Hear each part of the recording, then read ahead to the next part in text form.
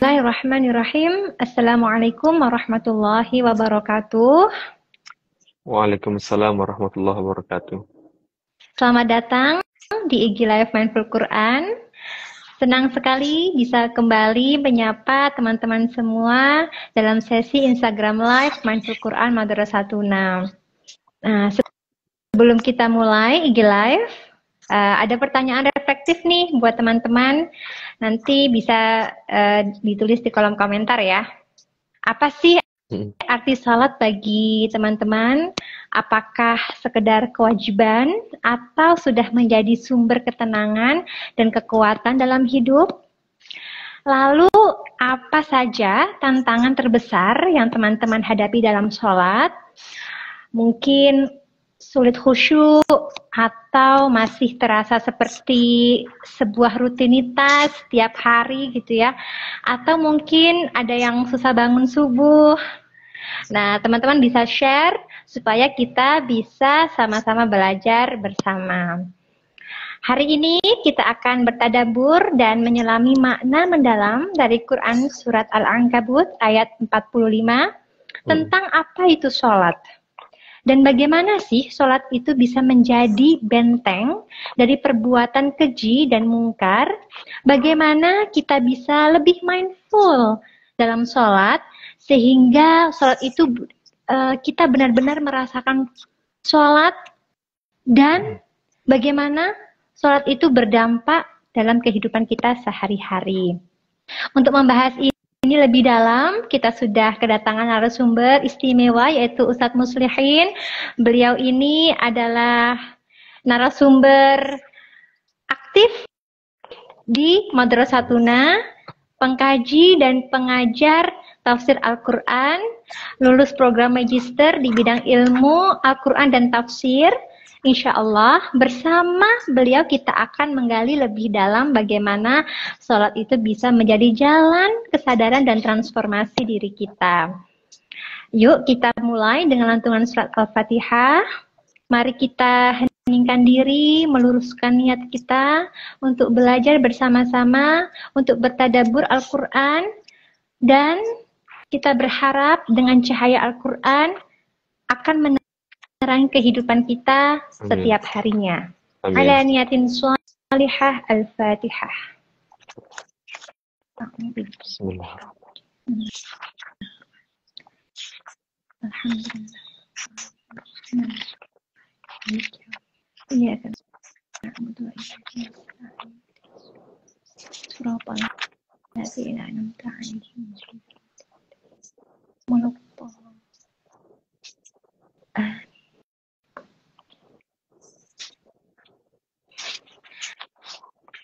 Teman-teman, di sini sudah banyak yang bergabung nih.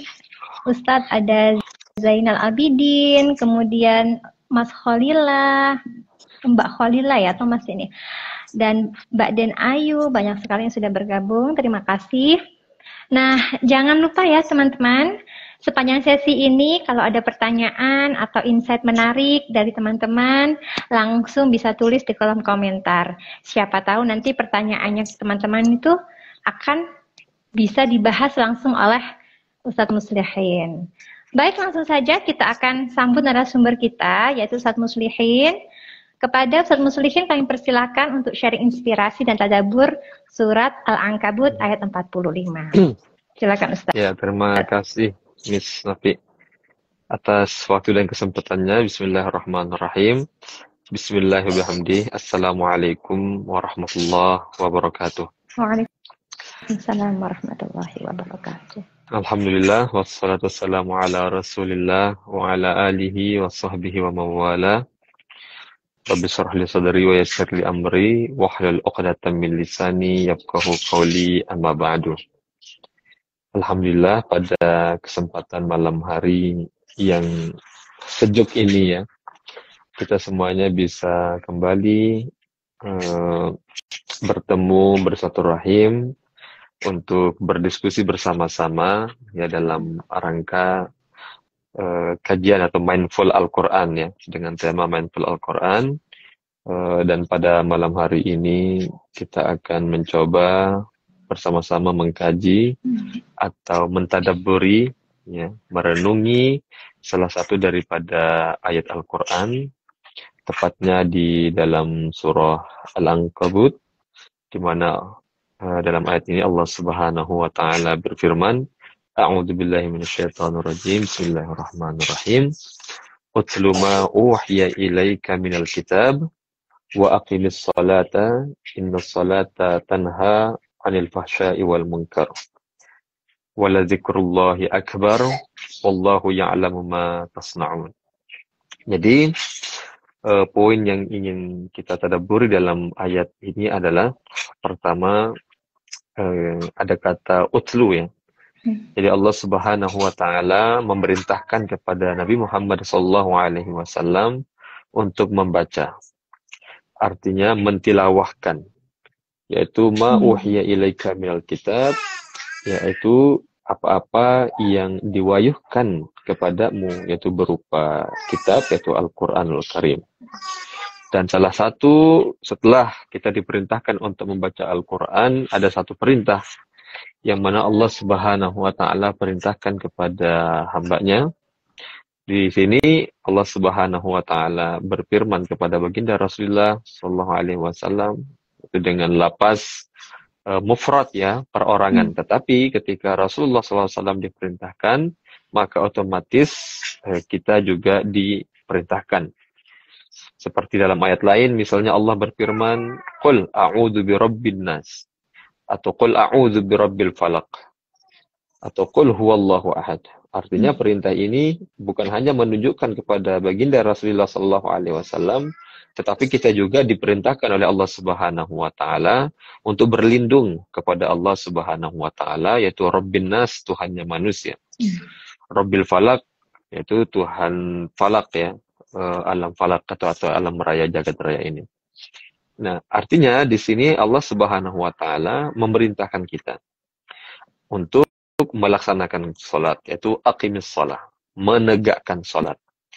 Kemudian ada jawab daripada perintah ini bahwa efek yang akan kita dapatkan daripada menegakkan salat yaitu adalah karena innas salata tanha 'anil fahsya'i wal munkar. Karena sesungguhnya salat itu mencegah daripada kekejian dan kemungkaran. Di sini, lapas perintah melaksanakan salat itu menggunakan kata aqim. Aqim itu artinya melaksanakan atau menegakkan. Bukan mengatakan waf'alis salat atau if'alis salat. Lakukanlah salat atau kerjakan salat.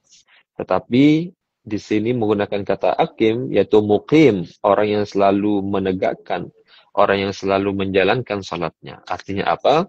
Salat itu bukan hanya perilaku kita pada saat kita melaksanakan salat pada waktunya seperti salat zuhur, asar, kemudian maghrib, isya, dan subuh.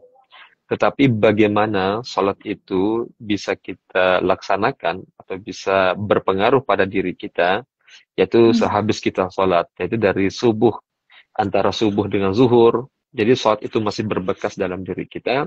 Kemudian dari zuhur sampai asar juga salat itu masih berbekas dalam diri kita.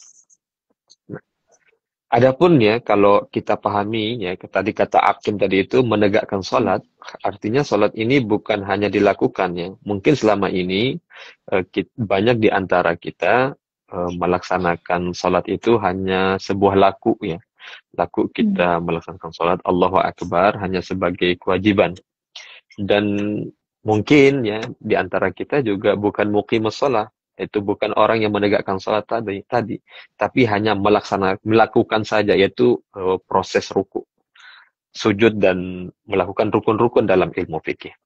Nah, sedangkan kalau kita pahami ya, secara bahasa aja, bahkan dalam ilmu fikih, kata as-shalah ini kan bermakna ad-du'a. Jadi para ulama itu mendefinisikan salat itu sebagai ad-du'a, yaitu artinya doa. Jadi ad-du'a ini bisa dikatakan al-amru minal adna ilal a'la. Yaitu bukan perintah atau as-su'al, ya, permintaan atau perintah dari yang rendah kepada yang atas. Artinya sebenarnya kalau kita lihat secara spesifik bahwa sebenarnya salat ini adalah aktivitas doa kita. Jadi kita diperintahkan 5 kali atau 5 waktu dalam sehari untuk berdoa kepada Allah Subhanahu wa Ta'ala atas segala hajat kita, atas segala keinginan kita. Ada yang berpendapat bahwa makna salat ini juga bermakna silah, hubungan. Jadi karena kesibukan duniawi kita ya dengan materi-materi yang kita cari, nafkah-nafkah yang kita cari, kemudian kesibukan-kesibukan duniawi yang kita lakukan, kemudian itu membuat kita terlepas, atau kadang-kadang ada sebagian dari kita, atau mungkin bisa jadi kebanyakan dari kita, itu lepas atau hati kita lalai daripada mengingat Allah Subhanahu wa Ta'ala. Maka untuk menjadikan kita tetap hidup, menjadikan kita tetap berada dalam tawazun ya, atau moderasi atau balance ya antara kehidupan dunia dan akhirat, maka harus ada yang namanya silah tadi, hubungan dengan Allah Subhanahu wa Ta'ala. Maka dari sini berangkatlah bahwa salat itu adalah munajat ya. Munajat itu adalah bagaimana hubungan antara dua orang yang saling mencintai. Jadi salat ini adalah di mana kita bisa mengungkapkan cinta kita kepada Allah Subhanahu wa Ta'ala, atau salat ini sebagai jalan kita mengeluh kepada Allah Subhanahu wa Ta'ala, karena Dia satu-satunya kekasih yang yang mau ya, atau yang menerima ya keluhan kita dan lain sebagainya. Jadi salat ini munajat, bermakna silah. Jadi tapi kalau dalam fikih misalnya, salat itu diartikan sebagai aqwalun wa af'alun ya, muftatahatun bitakbiri wa mukhtatamatun bitaslimi. Dalam ilmu fikih sendiri, terminologi salat ini didefinisikan sebagai ada rukun qauli ya. Jadi ucapan-ucapan dan perbuatan-perbuatan yang dimulai dengan takbir dan diakhiri dengan salam. Jadi kalau misalnya fikih itu urusannya adalah halal haram, batal, sah atau batal, gitu kan. Jadi selama kita melaksanakan ibadah salat, kita sudah bertakbir, Allahu Akbar, kemudian kita salam, rukun syaratnya kita jalankan, itu sudah sah dalam perspektif fikih. Karena dia melihat dari sisi zahirnya saja, gitu kan, dalam fikih. Bahkan di dalam mazhab Syafi'i, ya dalam mazhab Syafi'i, itu misalnya orang mencuri air misalnya kan, atau mengambil air tanpa meminta izin kepada orang lain. Dia wudu dengan air tersebut, kemudian tanpa minta izin kepada pemiliknya, kemudian dia melaksanakan rukun dan syaratnya, maka hukum wudunya itu sah. Tapi tetap dia berdosa. Nah, jadi fikih itu betapa dia sangat membatasi masalah itu dengan hukumnya, hukum secara zahir. Nah, makanya kalau kita baca Ihya Ulumuddin ya Imam Al-Ghazali ya, atau kita baca misalnya karya-karya Ibnu Arabi ya, atau karya-karya ulama sufi lainnya yang membahas tentang salat, itu mereka bukan hanya menjelaskan salat ini secara zahir saja, tetapi secara batin. Artinya apa? Bahwa salat itu kan bukan hanya pekerjaan atau perbuatan jasad kita, tubuh kita, gitu kan? Kita ruku, kita mengangkat tangan, tetapi mereka orang-orang yang mengedepankan makna, bukan berarti ahli fikih ini tidak mengedepankan makna ya. Bukan berarti ahli fikih ini tidak mengedepankan makna, tetapi maksudnya dia hanya membatasi apa yang mereka akan sampaikan itu hanya pada sebatas hukum zahir saja gitu. Mereka tidak masalah, tapi memang kalau secara fikih begini, salat Anda sah, salat Anda gugur dari kewajiban Anda. Nah, tetapi kalau misalnya masalah apakah salat itu nanti akan berefek dan berpengaruh pada kehidupan selanjutnya, nanti urusannya berbeda. Nah, urusannya berbeda. Itu nanti akan kita lihat salat sebagai munajat ya kepada Allah Subhanahu wa Ta'ala. Nah, jadi itulah yang menyebabkan di dalam tafsiran ayat ini ya, yang mengatakan bahwa innas salata tanha 'anil fahsya'i wal munkar. Nah, para ulama, misalnya ulama tafsir, karena kita mentadabbur Al-Qur'an ya, misalnya Imam Al-Qushairi yang dalam kitab tafsir Lataiful Isyarat yang menjelaskan bahwa yang dimaksud sholat yang bisa mencegah orang daripada kekejian dan kemungkaran itu adalah orang yang menemukan hakikat dari sholatnya. Nah, jadi orang menemukan hakikat sholatnya. Orang yang bisa merenungi, bisa memaknai setiap bacaan, setiap rukuknya, setiap sujudnya, setiap takbirnya. Pada saat kita misalnya melafalkannya, takbiratul ihram. Kita coba terjemahkan sedikit makna takbir. Ya, takbir ini kan membesarkan ya. Membesarkan. Kemudian membesarkan Allah Subhanahu wa taala. Kemudian ada kata ihram. Takbir ini mengharamkan. Jadi mengharamkan sesuatu yang dibolehkan mengharamkan sesuatu yang dibolehkan di luar salat, dan pada saat kita salat sesuatu tersebut menjadi haram. Misalnya kita di luar salat boleh minum, halal. Ketika kita salat, kalau kita minum salat kita batal. Ya kan? Ya. Secara fikihnya, kalau Ustaz. misalnya ya secara fikihnya, kalau di luar salat kita boleh tertawa-tawa, terbahak-bahak ya. Tapi di dalam salat kita kalau tertawa terbahak-bahak, ya sampai tertawa yang bersuara gitu kan, mengeluarkan suara terbahak-bahak, itu membatalkan sholat kita. Kita terkena najis, itu juga membatalkan sholat kita. Nah, sebenarnya sholat ini secara zahir pun sudah ditekankan bahwa betapa keutamaan kesucian tadi. Jadi kalau kita ingin sampai kepada kesucian hati tadi, makanya tentu kita harus berangkat dari kesucian zahir sini. Ya kan? Orang kan kalau pengen disiplin secara karakternya, tentu kan dia harus mulai dari hal-hal yang kecil dulu. Misalnya kalau kita baca James Clear lah ya, kita bahas sedikit lah ya. Kalau misalnya kita bahas James Clear ya, dia punya buku misalnya Atomic Habit misalnya kan, bagaimana cara merubah hal yang besar dengan merubah kebiasaan kecil kita gitu kan. Itu kan sebenarnya hal-hal aktivitas yang bersifat zahir gitu kan. Zahir kita naruh sepatu pada tempatnya dan lain sebagainya, tapi ternyata itu bisa berpengaruh pada diri kita di masa depan. Nah, artinya sama juga gitu kan. Makanya kenapa Rasulullah SAW, kalau nggak salah dalam sebuah riwayat itu mengatakan bahwa Rasul itu suka berbaju putih. Atau bahkan ya, yang paling mendekati lah ya, kalau para kiai kita tuh ya, atau anggaplah di pondok saya aja lah ya. Di pondok saya itu, kiai saya itu misalnya kalau pakai baju itu baju putih. Dan memang dianjurkan pakai baju putih, bahkan Jumatan juga baju putih. Artinya itu sebagai bentuk latihan zahir. Latihan zahir kita ketika misalnya ada kotoran, dia langsung kelihatan. Langsung kita bersihkan gitu kan. Tapi jelas, kalau kita kan kebanyakan milih hitam kan, supaya kalau kotor nggak kelihatan. Gitu. Nah artinya begitu. Jadi dalam masalah fikih juga bukan berarti tidak memiliki makna batin juga gitu maksudnya. Tetapi kalau kita baca lagi ketika kita takbiratul ihram, itu menjadi salah satu rukun dalam sholat kan. Jadi kalau kita nggak takbiratul ihram, nggak mengucapkan Allahu Akbar dalam mazhab Syafi'i, dalam mazhab yang lain boleh mengucapkan Allahu Azam, Allahu Ajal dan sebagainya. Tapi kalau dalam mazhab Syafi'i misalnya itu harus mengucapkan Allahu Akbar. Nah, ketika kita mengucapkan Allahu Akbar kan kita angkat tangan. Ya kan?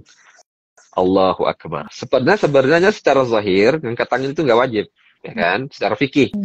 Jadi kita mengucapkan Allahu Akbar, kita nggak angkat tangan, sebenarnya sholat kita sudah sah secara rukun. Tapi kita melimpir ke fikih sedikit bahwa meninggalkan banyak sunnah juga dalam salat itu bisa membuat salatnya jadi makruh gitu. Nah, ketika kita mengucapkan Allahu Akbar kan namanya takbiratul ihram. Takbiratul ihram itu adalah takbir yang mengharamkan apapun yang dibolehkan di luar salat dan diharamkan pada saat kita melaksanakan salat. Seperti itu kan? Nah, jadi sama juga sebenarnya batin kita juga begitu. Ketika dalam hati kita Allahu Akbar, Allah Maha Besar, kita mengatakan bahwa Allah Maha Besar, berarti yang lain dikit, kecil, maksudnya bukan dikit ya, kecil. Nah, ibaratnya kalau kita ngelihat satu benda atau sekarang nih ya, kalau ada sesuatu yang lagi viral banget nih di sosmed, di YouTube atau di Twitter, di X atau di Instagram, pasti perhatian kita ke situ kan. Kita nggak akan memperhatikan berita ecek-ecek gitu, pasti kalau lagi scroll nih. Gitu kan, lagi scroll, kalau ecek-ecek misalnya kita hilangin, atau misalnya ada berita yang kurang menarik, yang nggak viral, yang nggak trending topik, itu pasti kita nggak akan terfokus di situ kan. Pasti Ya, kita skip fokus aja. pada sesuatu yang besar. Ya. Skip aja. Nah, ketika sholat, nah kayaknya kita nggak melakukan itu. Jadi kita hanya mengatakan Allahu Akbar gitu kan. Allah Maha Besar, tapi kita nggak ingat Allah gitu. Tapi yang kita ingat masalah itu tadi kita bawa dalam sholat. Yang pertama.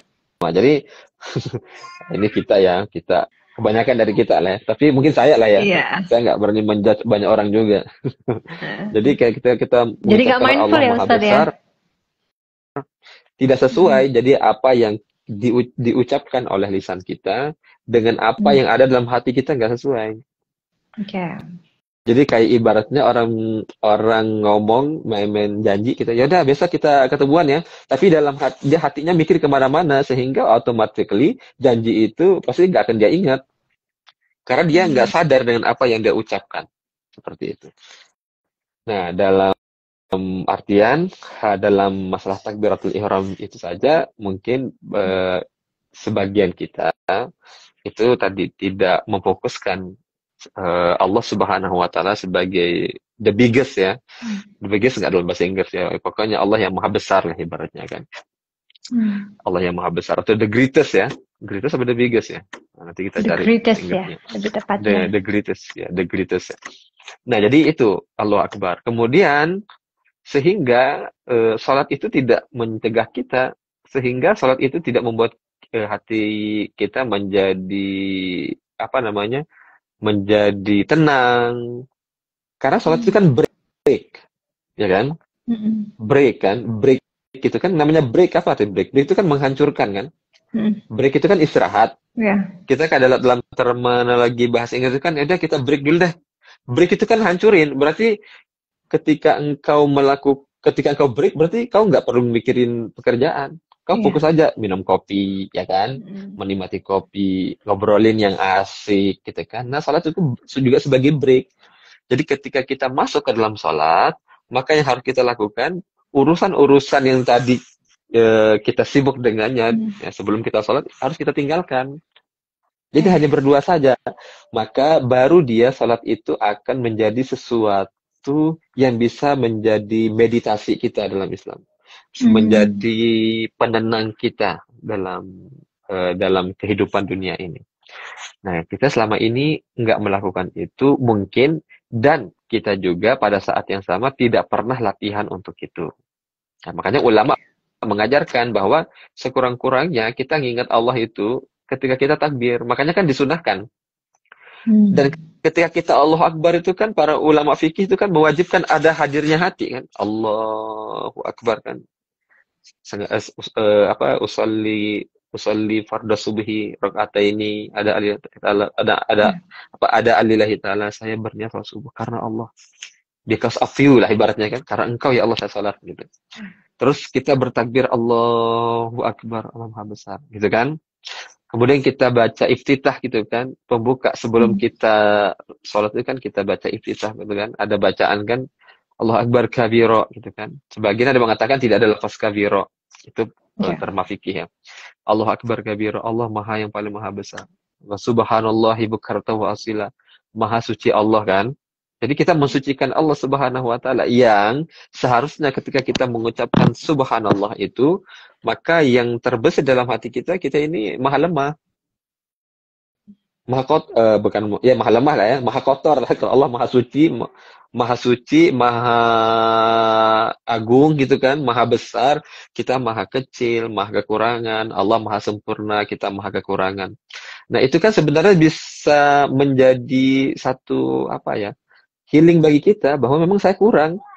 Nah, kalau kata lagunya Yura Yunita itu kan, aku tak sempurna, tak pernah sempurna. Manusia itu memang nggak sempurna dan tak akan pernah sempurna, karena yang akan sempurna sekarang dan seterusnya itu ya Allah Subhanahu wa Ta'ala.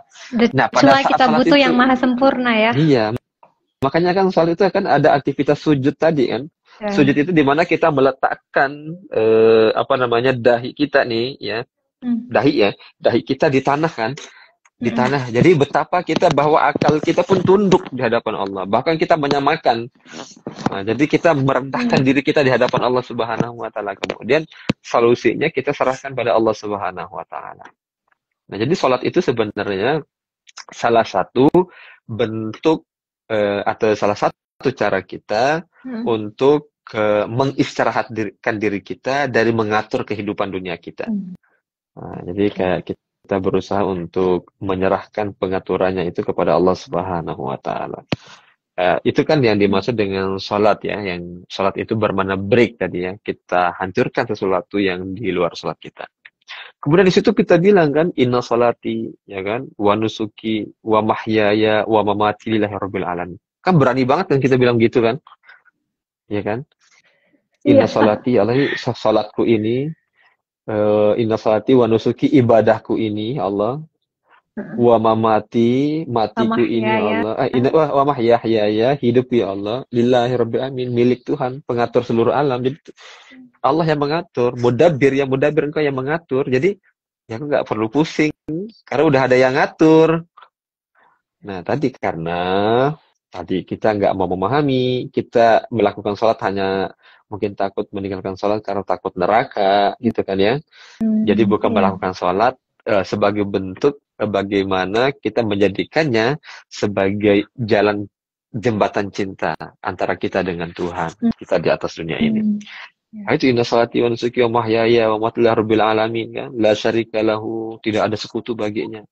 Kan kalau kita memahami tidak ada sekutu bagi Tuhan itu artinya bahwa tidak ada tempat aku meminta tolong selain Tuhan. Jadi ketika aku salat aku nggak terbayang kepala siapa yang muka siapa atau wajah siapa yang terbayang untuk aku minta tolong gitu kan. Makanya tidak ada sekutu baginya. Just you God gitu kan. Nah, selama ini kan kita berdoa tetapi kita bisa dikatakan syirik ya. Berdoa tapi kita hati kita secara hati kecil kita kayak mikirin, ya Allah, bantu hamba ya Allah, selesaikan ini ya Allah. Teman saya ini bisa ngebantuin ya Allah. Seperti itu. Iya. Seperti itu. Nah, akhirnya orang kalau udah begitu kan pasti dia akan tercegah dari perbuatan keji dan mungkar. Karena udah percaya pada Tuhan. Jadi ketika dia tidak menemukan satu solusi atau misalnya dia butuh sesuatu gitu kan, dia ingat bahwa wah ini kan jalan buruk ya. Allah kan udah ngatur. Kalau udah rezekinya pasti kita bakal dapat. Tapi kalau bukan rezekinya ya bagaimanapun kita mencarinya, kita nggak bakal dapat gitu kan. Atau kita ulangi lagi, kalau udah rezekinya, meskipun kita nggak nyari-nyari, nggak mikirin, pasti bakal datang. Ya kan? Tapi walaupun kita ngotot, tapi bukan rezeki kita nggak bakal dapat gitu. Jadi itulah salat akan membantu orang untuk mencegah kekejian dan kemungkaran ya kan. Di sini kan ada mengatakan ya wala zikrullah akbar, dan mengingat Allah itu kan yang paling besar gitu kan, yang paling luar biasa gitu kan. Artinya bahwa tujuan salat itu mengingat Tuhan, mengingat Allah Subhanahu wa taala. Jadi kalau dalam perspektif itu dalam di sini maksudnya kenapa kok ala bizikrillah tatmainnul qulub, kok bisa ya dengan mengingat Allah itu hati itu jadi tenang. Ya gimana nggak tenang? Kita kayak sedang merasa di dalam genggaman Tuhan gitu kan, genggaman Allah. Kita ngerasa bahwa ya Allah, saya nggak pernah minta makan minum ya kan.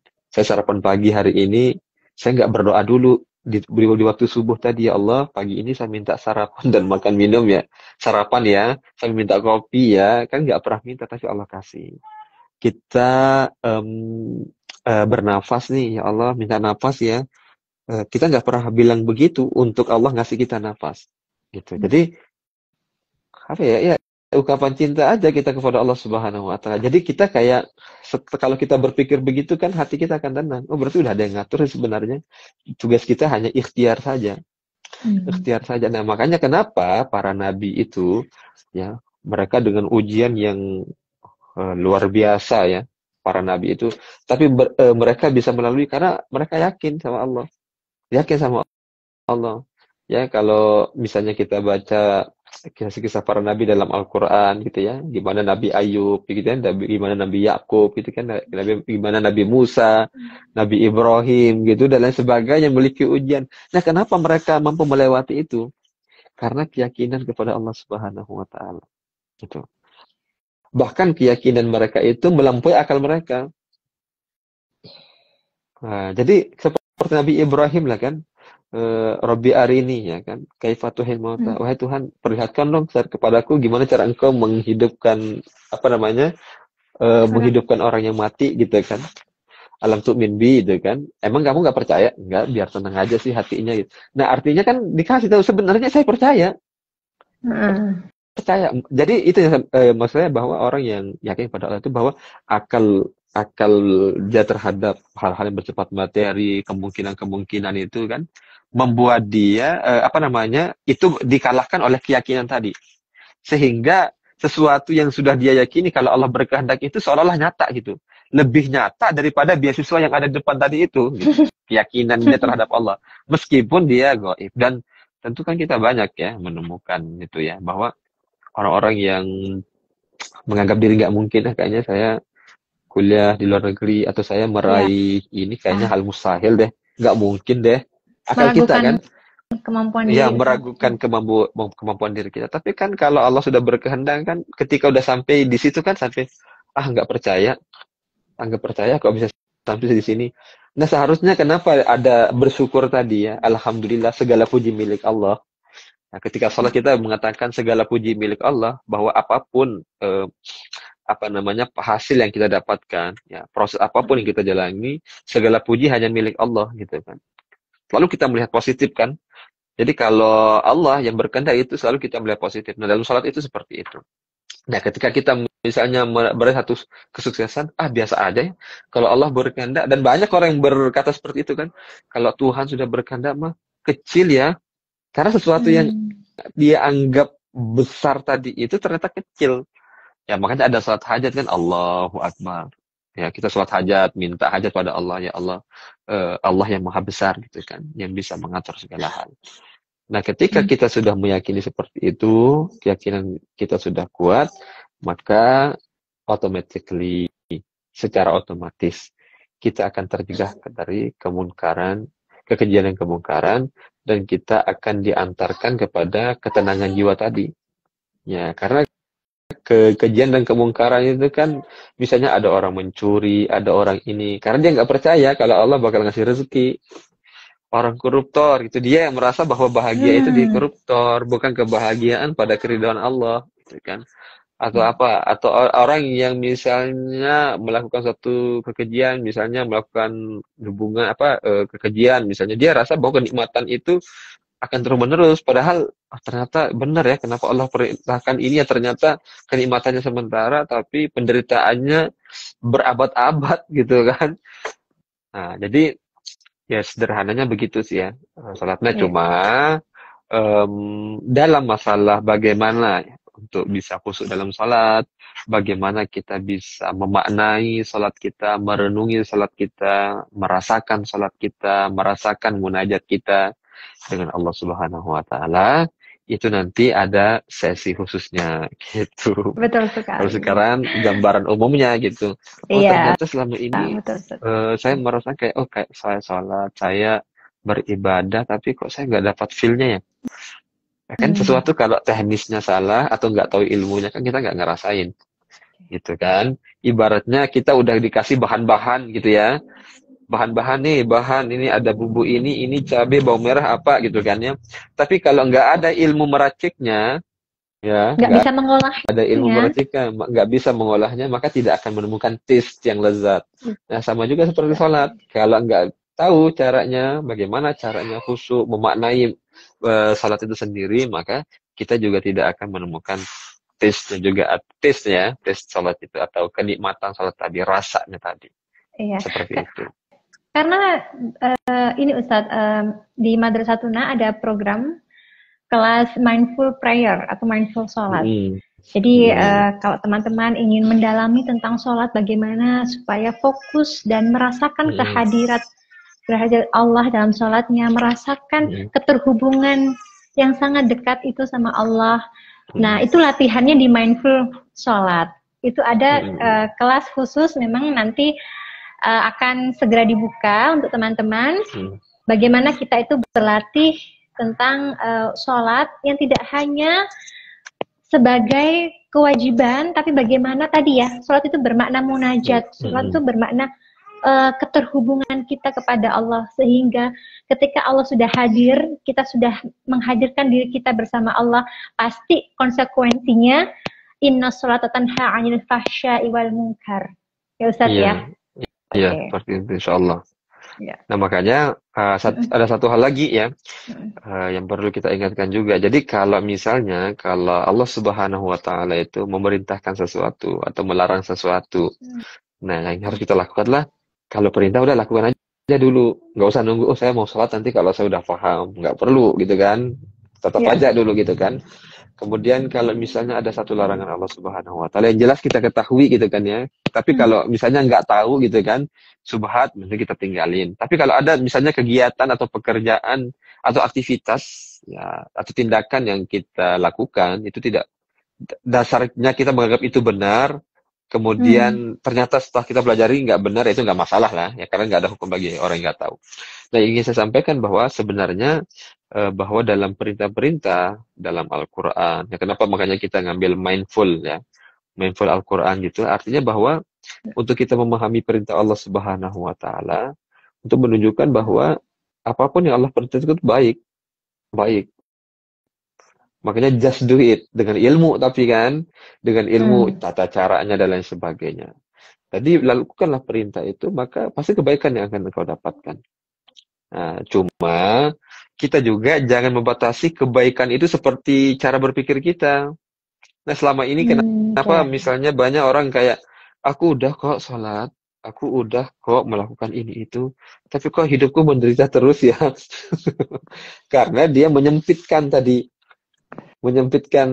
kebaikan tadi gitu kan. Kebaikan itu kayak aku punya ini itu, hidupku mewah ya kan, makananku sehat, bergizi, enak-enak semuanya gitu kan. Nah, jadi kita menyempitkan makna kebaikan yang didapatkan dari Allah Subhanahu wa taala gitu. Kalau memang begitu ukurannya, ya berarti Nabi nggak dapat kebaikan dong. Nabi Muhammad lahir yatim, umur 6 tahun, ditinggal meninggal oleh ibunya. Kecil ya, kehilangan orang-orang yang disayangi gitu kan, kehilangan orang disayangi. Di masa-masa kecilnya Nabi itu harus udah berniaga karena dia harus menghidupi dirinya Nabi dengan berniaga, mengembala kambing gitu kan. Kemudian setelah dewasa gitu kan, pada benar-benar cintanya pada istrinya Sayyidah Khadijah gitu kan, ditinggal meninggal oleh istrinya Sayyidah Khadijah. Kemudian yang membacking dakwahnya Nabi ditinggal meninggal oleh pamannya ya. Dan itu kan kesedihan luar biasa yang dirasakan Nabi. Terus kita anggap Nabi itu nggak mendapatkan kebaikan gitu. Jadi mindset kita ya ketika kita memahami kebaikan dalam Islam itu bahwa kita harus melihat ketika misalnya ada ujian atau cobaan di luar diri kita, itu kita anggap sebagai cobaan. Nah, kita anggap dan itu sebagai jalan kita kayak curhat kepada Allah Subhanahu wa taala. Jadi syarat yang utama sih harus kita tanamkan cinta kepada Allah dulu. Ya, gimana sih cinta kepada Allah? Atau misalnya kalau lebih mudah ya, kalau pengen lebih mudah digambarkan itu kayak seorang pasangan ya kepada pasangan yang lainnya gitu kan. Dia kayak lagi ada masalah nih, nggak sabar kan, pengen nelpon gitu kan, surut gitu kan. Saya nanti setelah ditelepon, ini aku lagi banyak masalah nih ya, gimana ya. Nah, kita bagaimana kalau pasangan kita rubah gitu kan, posisinya kita ganti dengan Allah Subhanahu wa taala yang lebih mendengar, dan Allah senang mendengarkan keluhan kita. Dan jangan anggap juga ketika kita mengeluh dengan satu masalah kemudian Allah nggak membalas langsung, tetapi di dalam hadis qudsi dinyatakan bahwa Allah itu senang. Jadi Allah tunda tuh jawabannya karena Allah senang dengarkan ungkapan cintamu pada Allah gitu. Jadi tapi kalau misalnya sudah pada waktunya, kalau orang misalnya kok ini tapi cepat dibalasnya, cepat kok dikabulkan doanya, ya berarti dia yang terbaik untuk itu. Untuk itu dia terbaik, memang harus cepat dikabulkan gitu kan. Atau bisa jadi orang yang hanya pengen ya tadi ya, hanya dia berdoa pada Allah, hanya pengen bendanya itu saja gitu kan. Allah nggak suka dengar permintaannya karena dia hanya fokus pada benda saja, akhirnya dikasih cepet-cepet gitu kan. Ya, Ya. sama juga seperti pada saat kita berkunjung kemana gitu kan, orang itu senang dengar omongan kita kan. Dan sering mungkin di antara kita ya, kalau saya pernah nemuin, ya udah mau kemana dulu, udah ngobrol dulu, ada kok di dalam barangnya. Ntar dikasih. Karena dia senang ngobrol dengan kita, bukan berarti dia nggak mau ngasih, tapi aku senang kok dengar obrolan kamu gitu. Senang kok kita, karena saya sayang, cinta sama kamu sebagai sahabat, sebagai teman gitu kan. Akhirnya pas dikasih pun dikasih gratis, free, ya kan? Jadi nih free aja deh buatmu gitu. Karena tadi kita menghargai orang yang memberi, orang yang ini, kita dengan santun dan lain sebagainya. Seperti itu. Jadi sebenarnya ya Islam itu yang mengajarkan kita positive thinking. Dan kadang-kadang kenapa orang kayak agama nggak ngasih solusi, Islam nggak ngasih solusi, bukan nggak ngasih solusi, tapi kita nggak memahami tadi, nggak memahaminya. Dan nah, berapa kali Allah memanggil kita, tapi kita tidak jarang bahkan tidak pernah untuk menyambut ya panggilan Allah Subhanahu wa taala. Kira-kira seperti itu. Ya. Baik, Ustadz.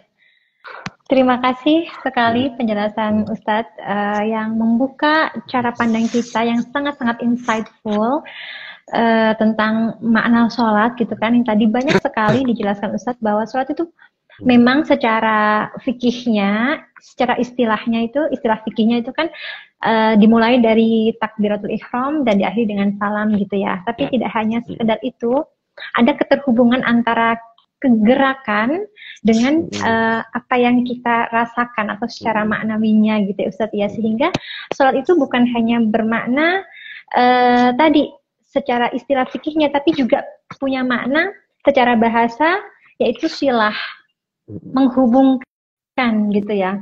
Jadi kalau kita itu kan ada tuh Ustadz istilah silaturahim gitu ya. Bagaimana kita menghubungkan rasa cinta kita kepada sesama, kepada teman-teman kita, saudara-saudara kita. Nah, ternyata sholat itu juga seperti itu ya.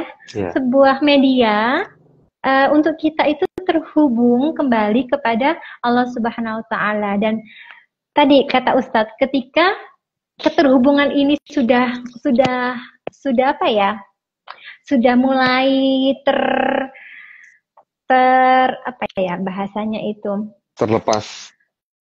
terjalin, sudah mulai terjalin ya kepada Allah, maka sholat itu akan menjadi pengingat kita, menjadi benteng kita untuk mencegah diri kita dari perbuatan tadi ya, anil fahsya'i wal munkar, perbuatan keji, perbuatan-perbuatan yang merusak, sehingga kita itu seolah-olah sudah punya benteng untuk tindak koruptif gitu ya Ustadz ya, sesuatu yang merusak gitu kan, dan kemungkaran gitu. Nah, dan juga Ustadz juga bilang bahwa selain makna sholat itu silah atau keterhubungan, sholat juga bermakna istirahat gitu ya, mengistirahatkan, menjedakan diri, break. Nah, sholat itu kan sebenarnya panggilan Allah untuk kita rehat sejenak, untuk kita itu memberikan ruang jeda bagi diri kita untuk tadi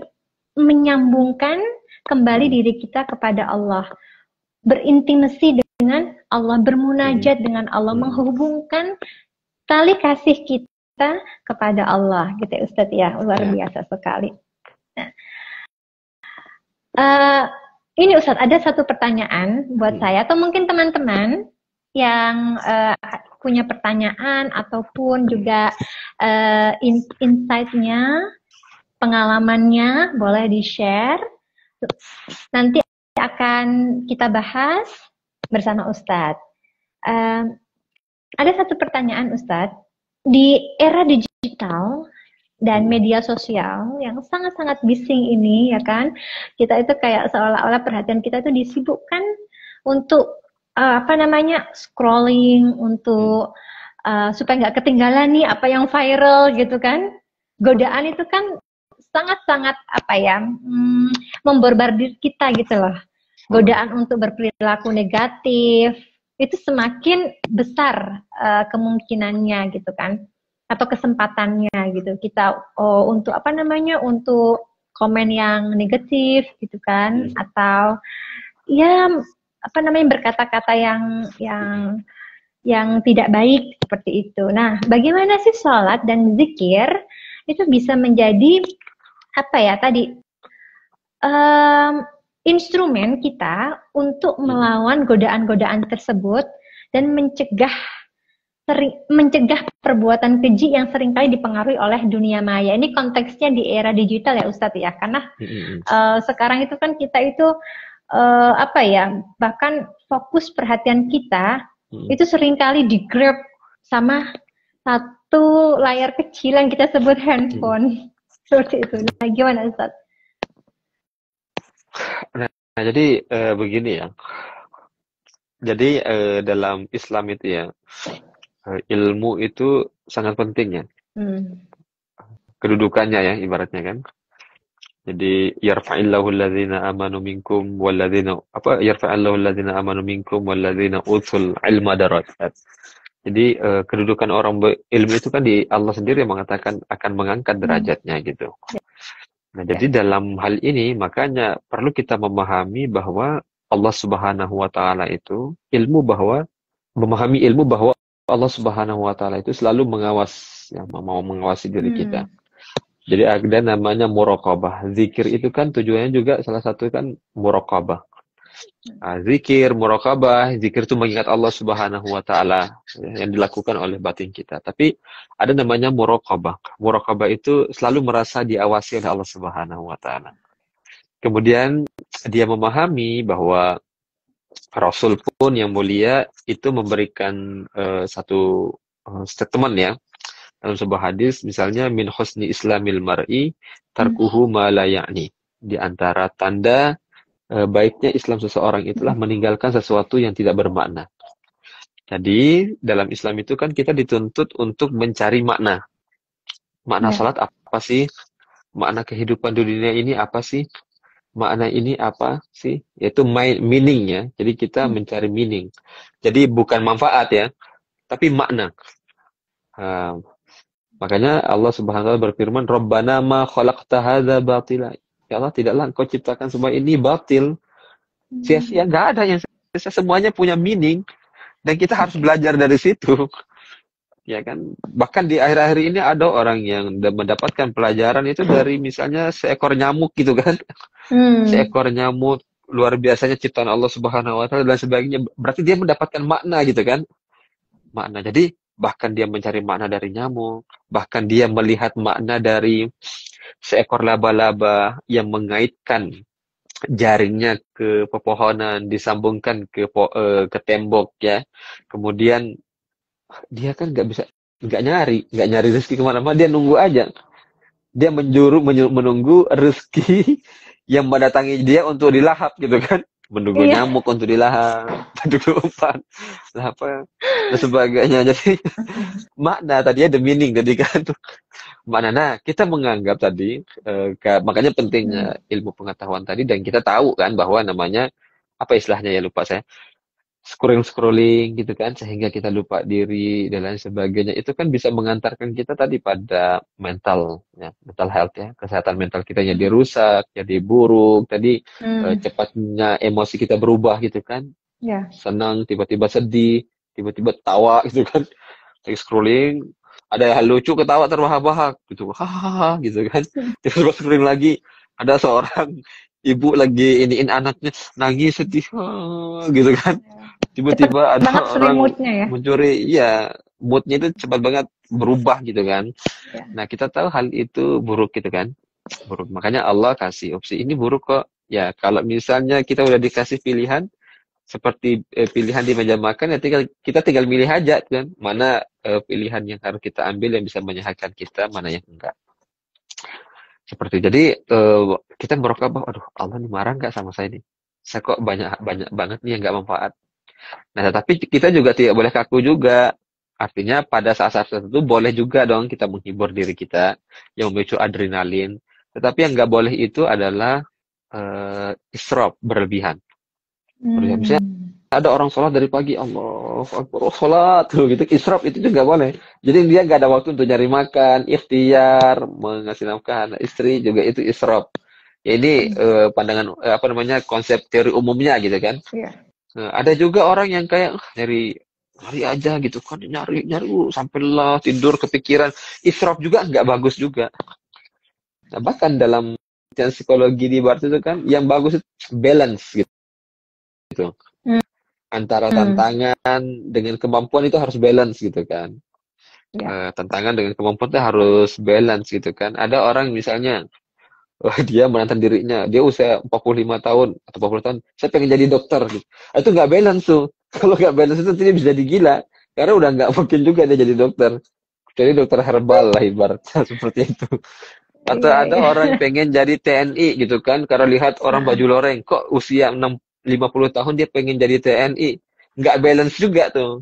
Nah, Ya. jadi kita harus mengukur juga gitu. Makanya kita dikasih ilmu pengetahuan seperti itu. Jadi ada yang bisa kita ukur. Seperti itu. Jadi kalau misalnya kayak ke luar negeri itu kan masih hal yang balance kan, bisa kita lakukan, Ya. kita masih bisa beli tiketnya. Cuma caranya aja kita yang nggak tahu jalannya ini. Maka Hmm. kita minta pada Allah, ya Allah berikanlah petunjuk, berikanlah jalan supaya saya bisa sampai pada cita-cita saya seperti itu. Nah, terkait tadi ya gitu ya, merasa merokobah, kemudian mencari Hmm. ilmunya, bahayanya apa, efek sampingnya apa, tadi seperti itu. Ya. Apakah dia menghabiskan waktu pada hal yang bermanfaat atau tidak, dan sebagainya. Seperti itu. Karena saya jadi ingat Ustadz, salah satu nama malaikat itu kan ada yang namanya Rokib ya. Rokib Ya, gitu kan, ya, yang Raqib mencatat gitu kan. Gunatid Sebenarnya ya. kan Mm, yang mengawasi diri kita gitu kan. Harusnya kita juga sudah mulai apa ya, menyadari gitu bahwa mm, apa namanya, kita itu apa ya, Allah itu mengawasi kita gitu kan. Kita mm, bertindak, mm. berperilaku yang negatif itu juga akan diawasi gitu kan. Harusnya Jawa kita sih. sudah mulai menyadari Mm, menyadari mm, apa namanya, tadi ya, muraqabah itu ya mm. Ustadz ya. Ya, Supaya muraqabah. kita juga terhindar dari perbuatan-perbuatan yang keji dan mungkar seperti itu. Mm, Terima kasih Ustadz. Ini ya. ada teman kita yang bertanya, Ustadz izin tanya, boleh Mas Bastarma silakan. Mm. Ya, mungkin beliau lagi mengetik. Jadi ada teman kita namanya Bastarma ini mau bertanya Ustadz. Oke, doa agar kita dapat motor baru cash tanpa kredit, apa doanya Ustadz? Oke, mungkin Ustadz boleh Ya, share nih tipsnya apa? ini doa agar kita dapat motor baru cash tanpa kredit. Ya, Apa doanya Ustadz gitu kan ya? Apa ya doanya ya? ya, Ya artinya doa itu kan ungkapan hati ya ibaratnya ya. ya. eh, Ungkapan hati. Ada bacaan misalnya kayak kita memperbanyak alam nasrah laka sadrak gitu kan. Hmm. Wa rafa'na laka dzikrak ya kan. Kita meminta pada Allah inna ma'al usri yusra, bersama kesulitan itu ada kemudahan. Jadi kita banyak mengamalkan alam nasrah atau surat al-insyirah ini insyaallah dimudahkan juga. Dan minta aja dalam hati kita ya Allah minta motor dong ya Allah, motor cash gitu kan. Motor Hmm. cash gitu kan. Dengan apa secepat mungkin ya Allah, nggak apa-apa minta aja sama Allah dan Allah suka gitu. Nah cuma kita kan karena pengennya kayak doa kita kayak lampu Aladin tadi ya Allah minta motor cash, kita habis gitu kita mau pejamkan mata dalam berdoa, pas kita buka mata tiba-tiba motornya udah ada Udah ada di gitu ya. depan gitu kan, ada depan. Dan nggak seperti itu, artinya sambil Hmm. kita berdoa juga harus berikhtiar juga.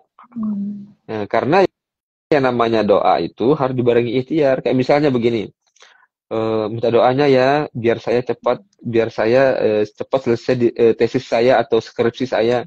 Tapi dia nggak pernah ngerjain skripsinya. Dia hanya minta doa kemana-mana terus dia tidur gitu kan, nggak berikhtiar ya nggak bisa selesai juga gitu. Nah, jadi kalau misalnya di samping berdoa sama Allah dimudahkan, ya kita juga sambil nabung juga gitu kan. Ya, Karena doa itu sambil bukan bekerja lampu keras. Aladin.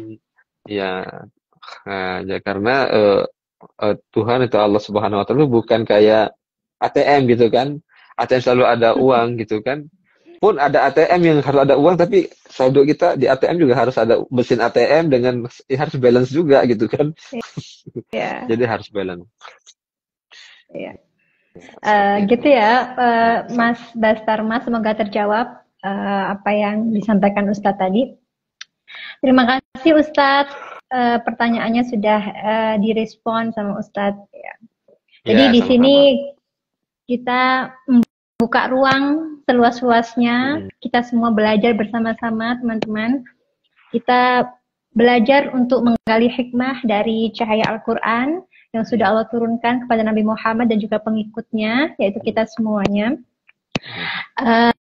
Terima kasih sudah memberikan pertanyaan. Dan jadi saya ini Ustadz mengingat IG Live yang sebelumnya gitu ya, bahwa tentang doa gitu, bahwa doa itu kita berdoa itu sebenarnya kan jawabannya Allah itu sudah ada gitu ya. Tinggal kita nih, kesiapan kita untuk menerima jawaban itu seperti apa, kayak gitu kan. Nah tadi betul kata Ustadz, jadi kita juga harus dibarengi dengan ikhtiar bagaimana kita mau meminta sesuatu. Kalau kita itu hanya misalnya berdoa secara verbal gitu ya, ya Allah aku minta ini, minta ini, tapi tidak ada aktivitas hal kita atau ikhtiar kita gitu, usaha kita untuk mewujudkan itu ya, itu nggak akan sinkron gitu ya Ustadz ya. Jadi tetap kita meminta dengan menyebutkan kebutuhan kita kepada Allah, menghadirkan diri kita kepada Allah, tapi juga dibarengi dengan tadi ya kesiapan kita deserve nggak sih untuk menerima itu gitu kan, kita layak nggak. Nah jadi kesiapan untuk memantaskan diri gitu ya Ustadz ya, untuk jawaban dari doa itu yang kita harus ikhtiarkan gitu. Oke, ya. Ustadz ada satu pertanyaan dari teman kita lagi, dari Mas Saifuddin. Assalamualaikum Ustadz, bagaimana cara kita khusyuk dalam berdoa? Oke, konteksnya doa ya Ustadz ya. Jadi bagaimana nih, mungkin Ustadz bisa kasih kita tips, karena jujur saya juga nih Ustadz. Kalau saya berdoa atau sholat itu khusyuk itu apa ya, sesuatu yang susah banget gitu. Yeah. Kadang kita melakukan doa atau sholat gitu ya, tapi pikirannya kemana-mana. Nah, gimana sih supaya kita itu khusyuk dalam berdoa? Nah, khusyuk dalam berdoa itu bagaimana cara khusyuk dalam berdoa? Jadi yang pertama, kita kan sebenarnya kalau berdoa itu jarang berdoa yang sesungguh-sungguhnya. Berdoa yang meminta benar-benar kepada Allah Subhanahu wa taala. Artinya begini. Jadi doa itu karena second ibaratnya? Nomor 2 lah ibaratnya ya kan, nomor duakan gitu kan. Jadi kita berdoa, tapi kadang-kadang kita ragu dikabulin apa enggak ya. Gitu. Jadi pertama kita yakin dulu bahwa ketika kita berdoa pada Allah Subhanahu wa taala, Allah akan ngabulkan dengan cara Allah sendiri. Bukan dengan cara kita, gitu kan. Nah, yang kedua, kita butuh nggak dengan apa yang kita doakan tadi? Kayak misalnya tiba-tiba gitu kan, ya Allah saya pengen apa gitu kan, punya mobil dong yang harga 4-5 miliar gitu kan ya. Ya Allah, jadi sesuatu yang sebenarnya dia sendiri nggak agak ragu gitu kan, ragu dengan doanya sendiri. Nah, apapun yang kita minta, everything gitu ya, kita minta, doa aja sama Allah Subhanahu wa taala. Karena kalau kita sudah meyakini dan khususnya kepada Allah Subhanahu wa taala, apa yang sudah kita minta itu dan dikasih berarti itu terbaik untuk kita di dunia. Dan ketika kita meminta sesuatu pada Allah, kemudian kita merasa tidak dikabulkan sama Allah, sebenarnya bukan nggak dikabulkan. Ya kan? Bukan nggak dikabulkan, tapi engkau belum siap menerima itu. Meskipun pikiran kita mengatakan, saya siap kok. Saya udah bisa nyetir kok. Saya udah bisa kok ini. Enggak, belum siap. Belum siap. Kalau udah siap, pasti bakal dikasih. Nah, dan ketika kita jangan anggap nggak dikabulkan doa itu. Karena kan doa itu kan mukul ibadah ya. Inti ibadah itu kan doa. Jadi kalau misalnya nggak dikabulkan, nanti akan dikasih di akhirat. Apa yang kita doakan selama ini. Jadi berdoalah, mintalah. Dan jangan mengharap tadi pemberian instan tadi. Nah, caranya khusyuk itu adalah benar-benar, misalnya, ya Allah, kalau misalnya sesuatu yang kita butuhkan gitu ya, untuk hanya sekedar mencukupi kehidupan kita di dunia ya, Ya Allah, berilah kemudahan bagi hamba ya Allah untuk melakukan hal ini ya Allah, atau bisa melakukan ibadah dengan rajin ya Allah, atau ya Allah bantulah hamba supaya hamba cukup dalam sandang, pangan dan papan ya Allah. Atau susah berdoa sambil ikhtiar. Tapi tadi keyakinan tadi terus menggantungkan diri pada Allah. Nah, kadang-kadang yang membuat kita kadang-kadang hilang kekhusyukan kita dalam berdoa tadi karena kita merasa kayak nggak ada jawabannya secara langsung. Tapi kalau Ya. misalnya kita berdoa terus ini, ya belum ya Allah ya. Kalau ya Allah saya akan tetap minta padamu. Nah artinya bagaimana kita menganggap apa yang memperlakukan ya kita berminta atau bermunajat kepada Allah Subhanahu Wa Taala itu dengan sebuah keyakinan bahwa Allah pasti bakal ngasih nih. Asal doa aja lah, berdoa. Makanya jangan pernah tinggalkan doa. Nah, cara khusyuknya adalah pakaian yang bersih, di tempat yang bersih, ya kan? Sudah mandi, laksanakan sholat, itu kan ya. Khusyuk, tinggalkan, lupakan hal-hal yang mengganggu pikiran kita, yang membuat kita overthinking malah gitu kan. Hal-hal yang bersifat materi, apa sesuatu yang kita nggak bisa atur lah ibaratnya kan. Kayak rumah kebakaran kan kita nggak bisa ngatur rumah ini nggak boleh kebakaran atau gedung ini nggak boleh kebakaran kan itu nggak di luar kendali kita gitu kan. Itu kan overthinking kita kan. Jadi overthinking itu kan sesuatu yang nggak bisa kita atur tapi kita pengen atur gitu kan. Kita bukan Tuhan gitu kan, bukan Allah yang maha mengatur. Nah, kemudian habis itu kita tinggalkan, kita serahkan sama Allah. Ya Allah, pada hari ini saya bermunajat pada Engkau ya Allah. Misalnya doanya misalnya saya pengen haji ya Allah gitu kan. Saya ingin melaksanakan kewajiban saya yang kelima ya Allah. Uang atau harta saya ya Allah secara matematika nggak akan sanggup lah mengantarkan saya ke Mekah. Tapi kan apa sih yang nggak mungkin bagimu gitu kan ya? Sesuatu yang saya dulu juga nggak pernah pikirkan untuk berada di atas dunia ini, pun sekarang saya udah ada di atas dunia ini. Gitu. Jadi gimana sih kayak bahasanya seni merayu Tuhan itu ya. Rayulah Allah Subhanahu Wa Taala. Jadi kayak ya kan nggak ada lah yang bisa memberi kecuali engkau. Saya mau minta sama siapa? Saya minta kepada si A, B, C, mereka juga butuh juga ya Allah. Kan hanya engkau saja yang tepat aku meminta ya Allah. Ya Allah berikan. Nah, kalau kita sudah merasa nyaman, tenang, bahkan nanti kita nggak akan minta apa yang kita minta. Tetapi kita akan menikmati proses permintaan kita sama Allah. Seperti itu. Ya. Ya kan? Oke. Saking khusyuknya ya Ustadz ya. Iya, kayak ibaratnya kita mendatangi seseorang, butuh sesuatu gitu kan, tapi orangnya kayak sopan banget gitu kan ya. Misalnya kita niat mau minjam apa nih, misalnya mau minjam komputer, laptop, atau meminjam mobil, biasa mau pergi gitu kan. Habis itu pas sampai sana, oh ya gimana keadaannya? Oh boleh, pinjam aja besok gitu kan ya.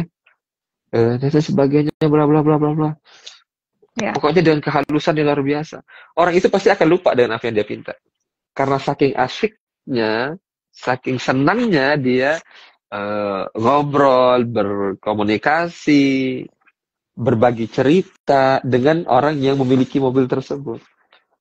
Sampai bahkan mungkin ada orang sampai pada posisi karena sudah saking senang atau kekasihnya, jadi pinjam aja deh atau bawa aja deh biar ada alasan saya ke sini. Gitu kan. Jadi kamu jangan punya dong, gak usah punya mobil dong. Biarin saya aja yang punya. Biar kau tetap pinjam. Biar kau sering ke rumah. Kan jangan beli. Ya gitu. Jadi itu relation. Nah kita makanya jangan anggap apa yang kita minta, apa-apa itu yang utama. Jangan kita mengutamakan apa yang kita minta. Tapi utamakanlah Allah Subhanahu Wa Taala. Orang kalau utamakan Allah Subhanahu Wa Taala, sesuatu yang dia pengen, tapi ternyata membuat dia merasa jauh dari Allah, dia akan tinggalkan, ya kan? Benar nggak? Kira-kira seperti itu. Jadi kalau misalnya kita kalau sudah love someone gitu kan, cinta sama seseorang gitu kan ya, apapun yang dia minta akan kita berikan, ya kan? Nah selama ini kita nggak khusyuk karena mungkin kita masih menyembah, kita masih kalau sholat itu yang kita bawa apa yang kita pinta tadi bukan mikirin Allah gitu kan.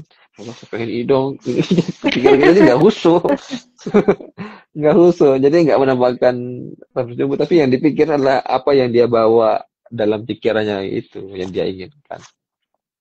Ya. Seperti Oke. itu, kira-kira. Ya. Luar biasa sekali jawabannya Ustadz. Terima kasih. Semoga terjawab ya Ustadz. Semoga terjawab ya Mas Saifuddin pertanyaannya tadi secara khusyuk. Ya. Satu lagi Ustadz sebelum kita closing dari Mas Bastarma juga, Ustadz izin tanya bedanya spiritual dan supranatural itu apa ya? Nah, kalau spirit itu kan batin kita ya. Spirit, punya spirit, tenaga, motivasi dan sebagainya. Itu dalam agama itu kan kita menemukan namanya spiritual. Nah, sholat itu adalah proses spiritual. Nah, tapi kalau misalnya kita tadi hanya sholat secara zahirnya saja, kita akan menemukan ya sholat itu aja, rukuk sujud aja gitu. Tapi tidak akan menemukan spirit. Kalau bahasa sederhananya, spirit itu setrumnya gitu kan. Rasa di jiwa. Juga itu namanya spirituality. Jadi sesuatu kayak Allah melihat segala sesuatu itu, dia melihat ini ciptaan Allah. Itu spiritual. Jadi sesuatu yang menghujam dirinya itu kayak orang terstrum gitu. Nah, tapi kalau supranatural, kita bisa lihat sendiri kan. Kata supra itu kan the super ya. Supra itu di atas sesuatu yang beyond ya. Natural itu kan sesuatu yang di luar kealamian yang ada gitu kan. Supranatural itu bisa kayak orang, itu sangat umum sekali ya, supranatural tadi itu. Ada orang yang kayak menemukan dia bahasanya kekuatan lah ya, kekuatan supranatural gitu kan. Supranatural itu di bawah rata-rata, di atas rata-rata, atau karomah dan lain sebagainya gitu kan. Itu misalnya supranatural itu misalnya bisa ada bermakna karomah, atau bisa bermakna sesuatu yang di luar nalar kita karena tidak sesuai dengan nature kita. Itu supranatural. Tapi kalau spiritual ini adalah hasil daripada proses ibadah kita pada Allah Subhanahu wa taala. Dan itu bisa kita rasakan ya. Bisa kita rasakan. Oh, spiritual itu kayak gini ya gitu. Nanti kalau sudah bisa dirasakan. Tapi bahasa sederhananya itu spiritual adalah ruh yang kita dapatkan. Spirit yang kita dapatkan dari proses menjalani agama itu sendiri. Makanya agama penting, spiritual juga penting. Seperti itu. Spiritual itu kalau dia tidak digantungkan pada agama, nanti dia melimpir kemana-mana, gitu kan. Tapi kalau ada pengikatnya, udah ada rule dikasih oleh agama, maka kita akan mendapatkan spiritual yang bisa menuntun kita untuk tetap waras dan lain sebagainya. Seperti itu kira-kira ya. Nanti supernatural dicari aja di Google ya, bedanya spiritual dan supernatural. Bedanya apa? Iya. Jadi memang ini Ustadz ya, kalau sederhananya itu spiritual itu kayak listrik gitu ya, yang bisa menyalakan lampunya gitu ya. Oke, jadi memang antara bohlam sama listrik juga harus menyatu, karena kalau cuma salah satu aja kan nggak bisa ini ya, bekerja gitu ya. Bekerja. Jadi getaran rasa yang kita dapatkan, ya kita dapatkan dari agama. Ya. Gitu. Jadi harus ada gitu spiritual. Oke. Ya.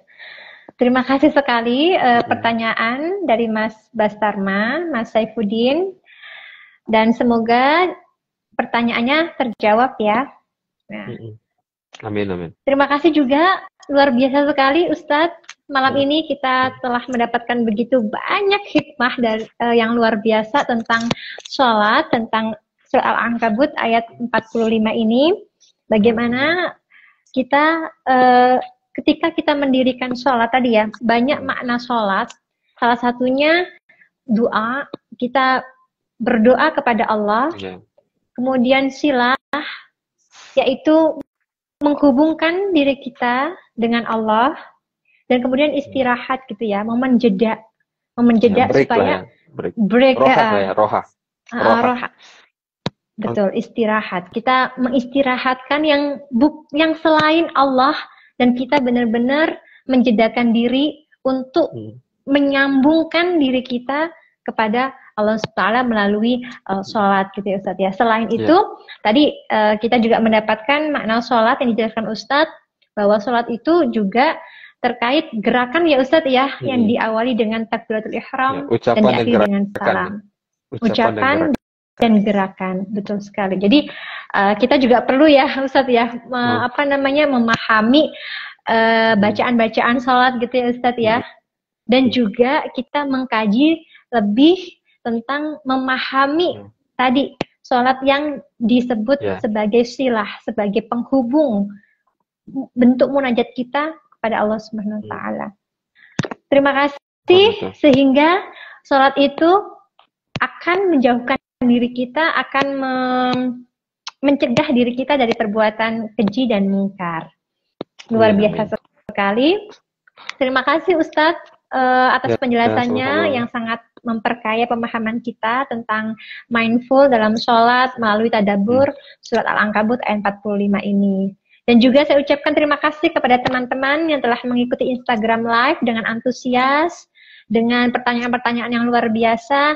Jangan lupa tadabbur ini akan lebih berarti jika kita aplikasikan dalam kehidupan kita sehari-hari. So, mari jadikan sholat sebagai media komunikasi yang terhubung dan mendekatkan diri kita kepada Allah Subhanahu wa taala. Sampai jumpa di kesempatan berikutnya dan jangan lupa follow akun Instagram Madrasatuna untuk informasi dan update acara-acara selanjutnya. Baik, kita tutup bersama dengan doa kafaratul majelis.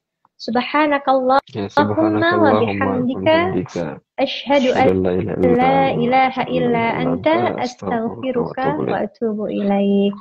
Sampai jumpa dan saya akhiri. Assalamualaikum warahmatullahi wabarakatuh. Waalaikumsalam warahmatullahi wabarakatuh.